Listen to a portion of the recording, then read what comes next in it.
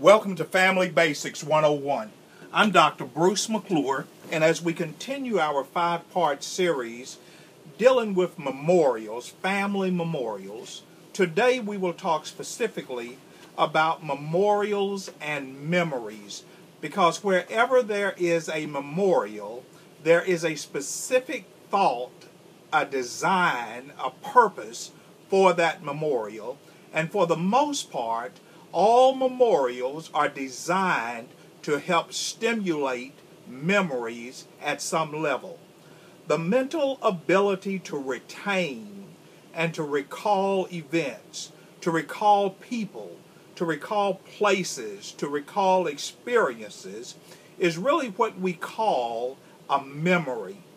Memory, therefore, becomes the ability to reproduce a mental narrative of experiences and interactions about oneself and also about others.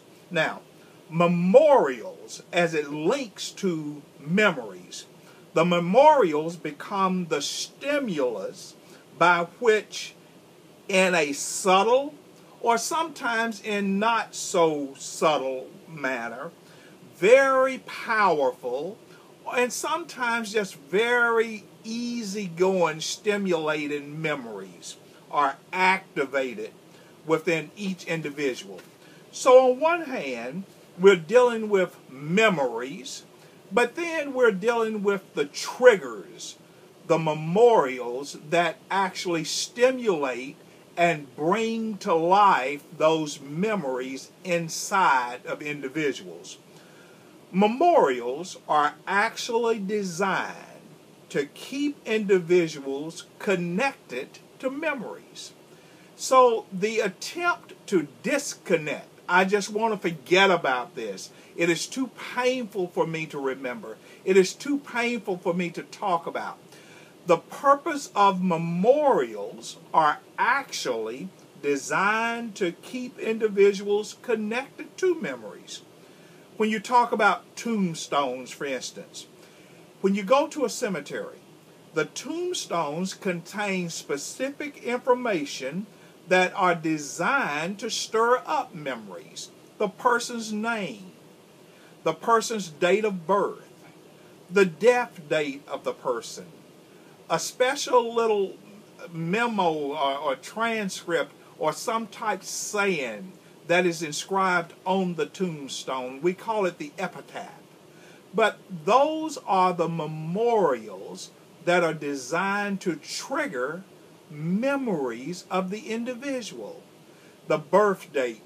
With every birth date, there are memories of different ways you've celebrated the birth date, things that happened on the birth date of the individual, and all of the occurrences in between, anniversaries, birthday parties for others, festivities, marriages, high school graduations.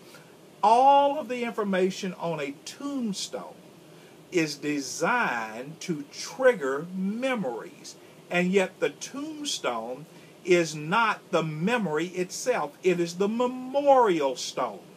When we talk about photo albums contain pictures that have built into each picture an entire story that is known by the individuals who are familiar with the people in each picture. So every picture that you look at is a snapshot of a bigger story. The picture is the memorial that triggers the memories that goes along with it. Many people will look through your photo album and they'll just see, oh, that's a cute picture. But to people who are familiar with the picture, that one picture has a story filled with memories. And only the person who is familiar with the memorial, the picture, can truly tell all of the memories, the stories that goes along with the memorial. What about different locations?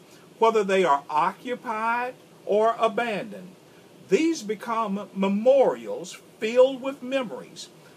Old neighborhoods, old schools, old stores in the neighborhood, a specific house where the children used to hang out, or a specific house where the grown people used to go, a specific location in the neighborhood that everybody would have fun and it was filled with joyful memories. Locations are the memorials that are filled with memories, and the memorial is simply designed to trigger the memory.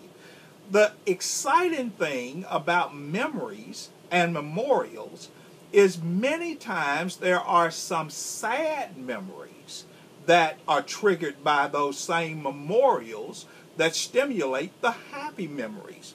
What about different colors, food, smell? All of these are memorials of type that triggers memories. These food items, these clothing items, these different colors, the different smells become memorials that are filled with memories from long ago. You smell bacon, and the bacon is coming around Thanksgiving. Doesn't it remind you of the memories of holidays? You see a certain color. Does it remind you of a certain person or a certain festival? You see a certain food item. I remember the old Hostess cupcakes, the Hostess Twinkies, and those would remind me of the elementary school days. You remember the old orange soda pop, or you remember the 25-cent hamburger, or you remember the French fries in an elementary school. All of those become memorials that are attached to memories. And the memorial is simply the stimuli to trigger the memories. And we all have memory upon memory upon memory. And all we need are the right stimuli. And all of those memories will come to life. I want you to look in the Bible, in the book of Genesis chapter 38, beginning at verse number 24 through verse 26. And I'll show you that although we think we can walk away from memories, for the most part, all we need are the right stimuli, and those memories are, for the most part, forever present. In the story in Genesis 38, there's a man by the name of Judah, and he has some sons, but all of his sons die. But he's left with a daughter-in-law. And the daughter, well, all of his sons except his youngest son, maybe I should say, is dead. So he's left with a daughter-in-law who's grown, but he has a younger son. And when his son gets older, he does not give that younger son to his daughter-in-law as promised. But he does something that is a little bit wrong. It came to pass about 3 months after that it was told Judah, saying, Tamar, thy daughter-in-law, hath played the harlot, and also, behold, she is with child. Now Judah had an affair with his daughter-in-law. He propositioned her as if she was a prostitute. She dressed as a prostitute. So they tricked each other. But she gave him the free prostitution pleasure because he had no money, but he left her his signet ring, his bracelet, and his staff. And he went on about his business and forgot to pay her. And she sent those signets, the bracelets, and the staff to him. And when he saw those items, he acknowledged, he paid attention, he remembered what he had done. He needed the right memorial, which was the signet, the bracelet, and the staff, and then the memories came back to him.